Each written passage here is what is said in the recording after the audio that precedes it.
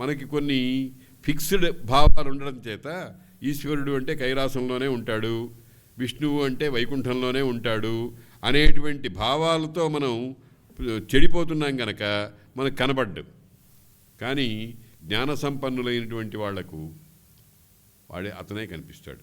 నిన్న చెప్పుకున్నామే, దంతిని దారు వికారే దారు తిరోభవతి. ఒక కొయ్య ఏనుగు బొమ్మ మన ఎదురుగుండా పెడితే అది ఏనుగు అనుకున్నంత వరకు కొయ్య కనపడదు, కొయ్య అనుకుంటే ఏనుగు కనపడదు. ఇదే అద్వైతం. అలాగా విభుడు ఆయన అన్ని చోట్ల అన్ని రకాలుగా ఉంది. ఈ మాట చెప్పి మన ఏం చేయమంటున్నారన్నమాట, నువ్వు వస్తు దర్శనం చేయకయా, వాసు దర్శనం చెయ్యి. అంటే ప్రతి దాంట్లో ఉన్నటువంటి ఆ చైతన్య లక్షణాన్ని, భగవంతు లక్షణాన్ని, నిత్యము సత్యము ఆనందము అయినటువంటి లక్షణాన్ని చూడటానికి ప్రయత్నం చేస్తూ, ఇది జడము అది చైతన్యము అని అనుకోవద్దు. నీకు లోక వ్యవహారాన్ని బట్టి అవి ఏర్పడుతూ ఉంటాయి, కానీ వాటన్నిటి యందు కూడా భగవంతుడిని దర్శించు. ఆ భగవంతుడిని దర్శించడానికే ఒక మార్గం ఏమిటంటే విభుత్వము అనేదాన్ని చెప్పడం. విశేషముగా భూ ఏర్పడటం. భగవంతుడు ఒక్కడే, కానీ ఆయన ఎన్ని రకాలుగా అవుతాడు అంటే సృష్టిలో ఉన్న ప్రతి పదార్థము ఆయనే, భగవంతుడే అని అర్థం అన్నమాట. విభు సంశుద్ధున్, కాబట్టే ఆయన సంశుద్ధుడు. సంశుద్ధుడు అంటే ఏ మాలిన్యము లేనివాడు, ఏ విధమైనటువంటి మలిన లక్షణము లేనివాడు. మలినం అంటే ఏమిటి? ఏది తెలుసుకోవాలో దాని మీద ఏదో కప్పు పడిపోతుంది. ఉదాహరణకు మనం అద్దంలో ముఖం చూసుకుందాం అనుకున్నాం, అద్దం నిండా దుమ్ము కొట్టుకుని ఉందనుకోండి, ఆ దుమ్మంతా మన మొహంలో ఉన్నట్టు కనిపిస్తుంది. ఆ అద్దాన్ని తుడిచివేసామనుకోండి, అప్పుడు మన ముఖం స్పష్టంగా కనిపిస్తుంది. అది సంశుద్ధి అని అంటే. సంశుద్ధి అనే మాటకు మనం ఏమర్థం చేసుకోవాలంటే గుణ అతీత స్థితి, సత్వరజస్తమో గుణాలు అనేటువంటివి లేనిటువంటి ఒక శుద్ధ చైతన్యం, శుద్ధ బుద్ధ చైతన్యము అని అంటారు దాన్ని. శాశ్వతు, అందుకనే ఆయన శాశ్వతుడు. Date of birth, date of death, మధ్యలో ఉద్యోగాలు, రిటైర్మెంటు వగైరాలు ఏమి ఉండవు. అందుకనే శాశ్వతుడు అంటారు ఆయన్ని. శాశ్వతు సము, అందరి యందు సమబుద్ధి ఉన్నటువంటి వాడు. సముడు అంటే అర్థం ఏమిటంటే సమత్వం యోగ ఉచ్యతే. సమత్వం అనేటువంటిది యోగం అని రెండు అర్థాలుగా. ఆ సమశబ్దానికి అనేకమైన అర్థాలు ఉన్నాయి. మా అంటే లక్ష్మీదేవి, మా లక్ష్మీదేవితో సహా కలిసి ఉన్నవాడు అంటే లక్ష్మీనారాయణ స్వరూపుడు. లక్ష్మీనారాయణ స్వరూపుడు అంటే మళ్ళీ ఏదో ఒక స్వరూపానికి పరిమితి చేసినట్టు అవుతుంది, కాదు. లక్ష్మీనారాయణ స్వరూపం అంటే శక్తి శక్తాత్మక స్వరూపము అని అర్థం. శక్తి శక్తము.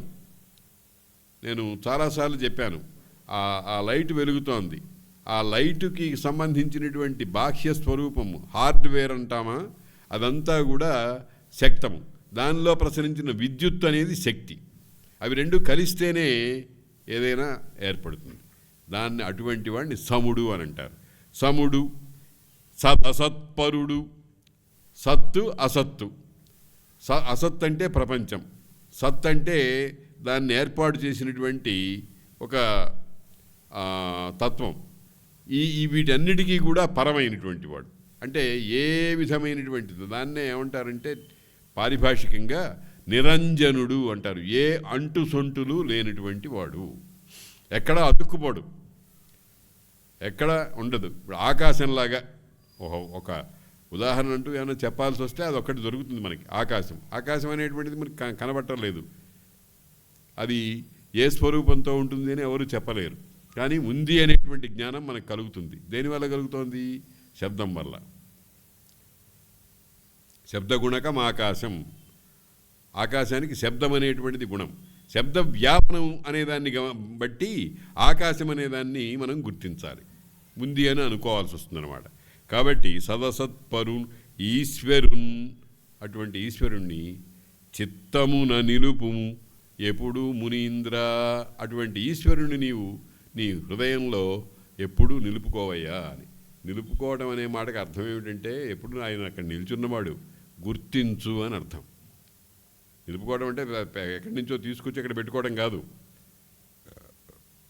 నిలుపుకోవడం అనే మాటకు అర్థం ఏమిటంటే దానిని గుర్తించు, నీ హృదయంలోనే ఉన్నాడు అనేటువంటి విషయాన్ని నీవు గుర్తించు. దీన్ని వేదవాక్యాలు చాలా చక్కగా చెప్పినాయి. మనం అనేక పర్యాయాలు అనుకున్నాం, ఒకసారి గుర్తు చేస్తాను. ఏమిటి? పద్మకోశ ప్రతీకాశగం హృదయం చాప్యధోముఖం అధో నిశ్యావి తత్స్యాంతే నాభ్యాముపరితిష్టతి జ్వాలమాలాకులం భాతి విశ్వస్యాయతనం మహత్ సంతతగుం శిలాభిస్తు లంబతి ఆకోశ సన్నిభం. ఈ మంత్రార్థం నేను అనేక పర్యాయాలు చెప్పాను. ఆ రకంగా ఈ శరీరం లోపల ఉండేటువంటి హృదయం అనేటువంటి ఒక మాంసపిండం ఉందే, అది పద్మ మొగ్గలాగా ఉంటుంది. దాని మధ్యలో దాని చుట్టూ బాగా చిక్కగా అల్లుకున్నటువంటి నరాలున్నాయి, నాడులు. దాంట్లో శిరలు అంటారు. శిరలు, శిర ధమని అని మనం సైన్స్లో భౌతిక శాస్త్రంలో అనుకుంటూ ఉంటామే, అదే శిల అన్నారు. శిరలు. ఆ శిర అనేటువంటి దాన్ని వాటినంతో బాగా చిక్కగా అల్లుకున్నటువంటి దాంట్లో నీవాత శూకవత్ తన్వి పీతా భాస్వత్ యణూపమ, చక్కటి సన్నటి నివ్వరి ముల్లులాగా ఉండేటువంటి ఒక రంధ్రం ఉంది.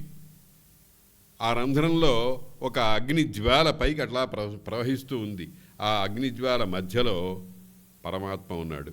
నీవు నీ ఇష్టం వచ్చిన పేరు పెట్టుకో, అదే సబ్రహ్మా స శివ స హరిశ్చేంద్ర సోక్షర పరమ స్వరాట్ అని వేదమంత్రం మనకు చెప్పింది. పరమాత్ముని చిరునామా. నేను దానికి సంబంధించి ఒక వ్యాసం రాశాను. ఎప్పుడన్నా వీలైతే ఆ పుస్తకం మీరందరూ కూడా చదవండి, ఇంకా కొంచెం బాగా స్పష్టంగా అర్థమవుతుంది. అటువంటి వాడిని చిత్తమున నిలుపుము అని అంటే చిత్తమున నిలిచే ఉన్నాడు. నిలుపుము అనే మాటకి ఇక్కడ అర్థం ఏం తీసుకోవాలంటే మనం దాన్ని దర్శించు. ఆ లోపల ఉన్నటువంటి అంతర్బహిశ్చ తత్సర్వం వ్యాప్య నారాయణ స్థిత అని వేదవాక్యం చెబుతోంది. లోపల బయట కూడా అంతా నారాయణుడు అనేటువంటి వాడు వ్యాపించి ఉన్నాడయ్యా అని అన్నారు. అంటే మనం చేయవలసిన సాధన ఏమిటంటే లోపల ఉన్న వాటినన్నింటినీ కూడా వాయా పేర్లతో కాకుండా నారాయణ తత్వంగానే భావించాలి. బయట ఉండేటువంటి ప్రపంచాన్నంతటినీ కూడా చెట్టు పుట్ట గట్టు మొదలైనటువంటి నామాలన్నీ తుడిచివేసి వాటి ఆకారాలన్నీ తుడిచివేసి ఆ తుడిచివేయగా మిగిలినటువంటి నిరామయమైనటువంటి ఆ తత్వం ఏదైతే ఉందో అదే నారాయణుడు అని దర్శనం చేయాలి.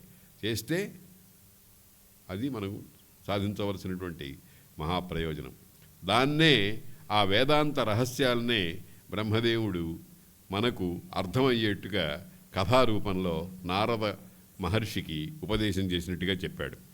శశ్వత్ ప్రశాంతు నభయుని విశ్వాత్ము ప్రబోధమాతృ విభు సంశుద్ధున్ శాశ్వతు సము సదసత్పరు ఈశ్వరు చిత్తమున నిలుపుమెప్పుడు మునీంద్ర అన్నాడు. మునీంద్రుడికి ఉపదేశం చేశాడు అని అంటే అర్థమేమిటి?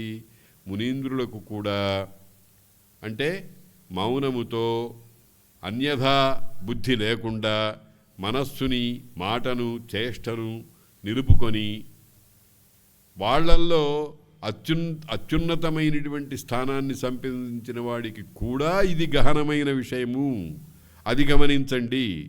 అందుకని మాకేం అర్థం కావడం లేదండి అని అంటే ఊరికే అర్థం కాదు, అప్పనంగా అది అర్థం కాదు.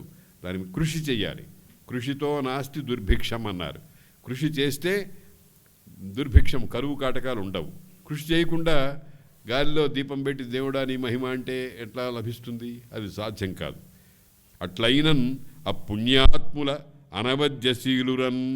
ఇక్కడ చాలా చక్కగా ఒక మంచి అలంకారంతో విషయం చెప్తున్నారు. ఈ విధంగా పరమాత్ముణ్ణి ఎవరైతే చిత్తమును చూస్తారో వారి దగ్గరికిట అవిద్య అనేది సిగ్గుపడుతూ దూరంగా వెళ్ళిపోతుంది. అవిద్య ఎందుకనంటే వాళ్ళు అనవద్యశీలురు, ఏ దోషము లేనటువంటి శీలం కలిగినటువంటి వాళ్ళు. వాళ్ళని చూచి లజ్జా అవనత వదనయ్యి సిగ్గుతో తల దించుకొని, అమ్మో వాళ్ళ మొహం చూడకూడదు, మనం చూస్తే మనం నిలవలేము అని భయపడుతూ అవిద్య అనేది, అజ్ఞానం అనేది తొలగిపోతుందిట. పొందంజాలక వైముఖ్యంబునం దవ్వు దవ్వుల తొలగిపోవు. మనకు కావాల్సింది అదే. అజ్ఞానం అనేటువంటిది మన దగ్గర నుంచి దూరంగా దూరంగా దూరంగా వెళ్ళిపోవటమే. కానీ మనం ఏం చేస్తున్నామంటే దాన్ని పిలిచి లాలించి పాలించి ముద్దు పెట్టుకుని పాదం దగ్గర నుంచి నెత్తి దాకా పూసుకున్నాం దేన్ని, అజ్ఞానాన్ని. ఏది మనకు కనపట్టలేదే అని అనుకుంటాం. అదే దాని గొప్పతనం, ఆ అజ్ఞానం అనేటువంటిది.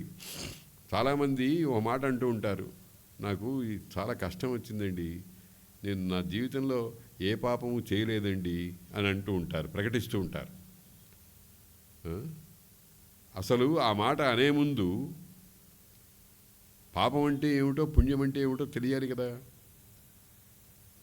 పాపం అంటే స్థూలంగా ఒక మాట చెప్పారు, శ్లోకార్థేన ప్రవక్ష్యామి యదుక్తం గ్రంథకోటిభి. కోట్ల కొలది గ్రంథాల్లో ఏం చెప్పారో దాన్ని ఒక అరశ్లోకంలో చెబుతాను వినండయ్యా అన్నారు. ఏమిటయ్యా అంటే పరోపకార పుణ్యాయ పాపాయ పరపీడనం. పరులకు ఉపకారం చేయటం పుణ్యము, పరులకు అపకారం చేయటం పాపము. ఉపకారం అంటే అపకారం అంటే ఏమిటి? ఉపకారం అంటే ఏమిటంటే వాడికి ఏది హితమో అది ఇవ్వటం, వాడు ఏది కోరితే అది ఇవ్వకూడదు. తల్లి 4 ఏళ్ళు 3 ఏళ్ళు పిల్లవాడు, అమ్మ అక్కడ ఏదో ఒక ఉమ్మెత్తకాయ ఉందమ్మా, అది నాకు చాలా నచ్చింది, దాని ముళ్ళు అవి చూస్తే చాలా బాగున్నాయి, దాన్ని తెచ్చుకుని పచ్చడి కొట్టి 4 ముక్కలు నోట్లో వేసుకుంటానమ్మా అంటాడు. మా బాబే, మా నాయనే ఎంత చక్కగా అడిగావని ఏ తల్లినా ఇస్తుందండి? అది అహితం. కాబట్టి హితము మాత్రమే కూర్చటము, అహితము పరిహరించటము అనేది పుణ్యం, దానికి విరుద్ధమైనది పాపం. కాబట్టి ఆ రెండింటినీ జాగ్రత్తగా గమనించాలి. నేను ఏ పాపము చేయలేదు అనేటువంటి వాడు ఒక రకమైనటువంటి అజ్ఞానంలో, భ్రాంతిలో ఉన్నాడు. అందుకనే మన వాళ్ళు ప్రాయశ్చిత్త కాండలో పాపాలు అనేటువంటివి ఎటువంటి పాపాలు ఉన్నాయో వాటిని అన్నిటినీ కూడా పెద్ద బ్రహ్మాండమైన లిస్ట్ ఇచ్చారు. జ్ఞానత అజ్ఞానత, తెలిసి తెలియకుండా మనం అనేకమైన పనులు చేస్తున్నాం. దానికి కొన్ని ఉదాహరణలు కూడా చెప్పారు. మనం బాటలో నడుచు వెళుతున్నాం, మన కాళ్ళ కింద ఎన్ని జీవరాశులు చచ్చిపోతున్నాయో తెలియదు. మనం వండుతున్నాం, పదార్థాలు వండుతున్నాం, ఆ వండినప్పుడు ఎన్ని రకాలైనటువంటి జీవులు నశిస్తున్నారో తెలియదు. అందుకనే వీటికన్నిటికీ పరిహారంగా 5 యజ్ఞాలు చేయాలి ప్రతిదినము అని అన్నారు. భూతయజ్ఞము, దేవయజ్ఞము, మనుష్య యజ్ఞము మొదలైనటువంటివన్నీ చేయాలన్నారు. అవన్నీ తప్పనిసరిగా చేయవలసినవి కనుక అవి ఏది మనకు తెలియకుండా జరిగిపోయేవి కనుక ప్రాయశ్చిత్తార్థము వాటికి ఇతరమైనటువంటి ప్రక్రియలన్నీ చెప్పారు.